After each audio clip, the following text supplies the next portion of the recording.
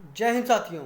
सबसे पहले राष्ट्रपिता महात्मा गांधी के 153वीं जयंती पर मैं उन्हें हृदय से श्रद्धा सुमन अर्पित करता हूं और आशा करता हूं कि आप लोग भी उन्हें हृदय से श्रद्धा सुमन अर्पित करेंगे। फिर हम जानेंगे उनके एकादश व्रत अर्थात एकादश व्रतों में से उनके जो 5 व्रत हैं, उन 5 व्रतों में से अर्थात 5 व्रत अर्थात सत्य, अहिंसा, अस्तेय, अपरिग्रह और ब्रह्मचर्य। तो हम सत्य और अहिंसा के बारे में जानने का प्रयास करेंगे, उनके क्या विचार थे। तो सबसे पहले हम बात करते हैं उनके अहिंसा को लेकर विचार।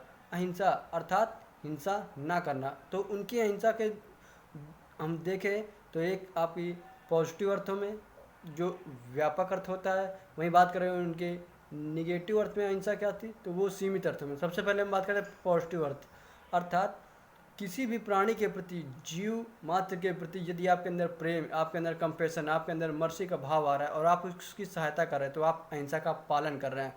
और बात करें नकारात्मक अर्थ अर्थात सीमित अर्थ में, तो अर्थात मन से, वचन से, वाणी से और कार्यों के द्वारा यदि आप किसी भी व्यक्ति को नुकसान पहुंचा रहे हैं, तो आप एक प्रकार से हिंसा को बढ़ावा दे रहे हैं। अब बात करते हैं उनके अहिंसा की विशेषताएं कौन कौन सी है। अर्थात अहिंसा मनुष्य का प्राकृतिक गुण होता है। अहिंसा कोई कायरता नहीं है।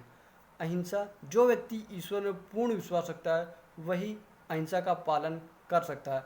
अब हम बात करेंगे अहिंसा के कौन कौन से अपवाद हैं। तो सबसे पहला अपवाद है कि यदि कोई हिंसक पशु आपके सामने आ जाए, तब आप ऐसे समय में वो हिंसा नहीं मानी जाएगी।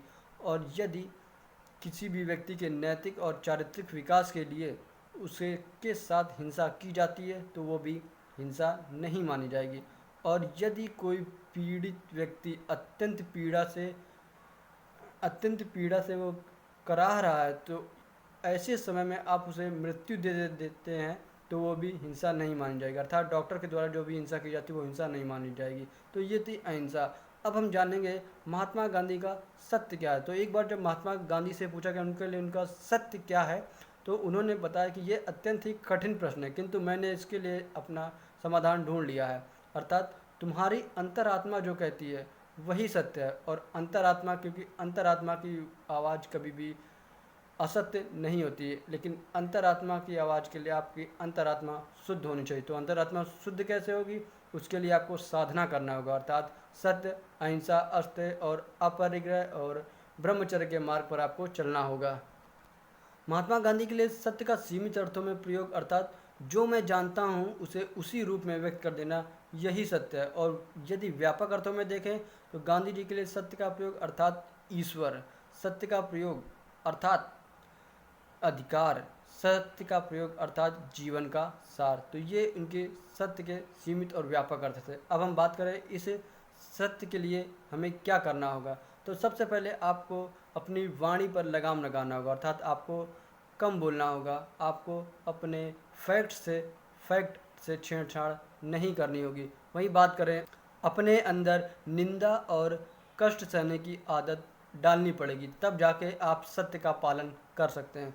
तो उम्मीद करता हूँ कि ये वीडियो आपको पसंद आया होगा और आपको काफ़ी कुछ सीखने को मिला होगा। और मैं फिर से एक बार महात्मा जी को हृदय से श्रद्धा सुमन अर्पित करता हूँ और आशा करता हूँ कि आप लोग भी उन्हें श्रद्धा सुमन अर्पित करेंगे। मिलता हूँ आपसे अगले वीडियो में, तब तक के लिए अपना ध्यान रखिए, पढ़ते रहिए। जय हिंद, जय भारत।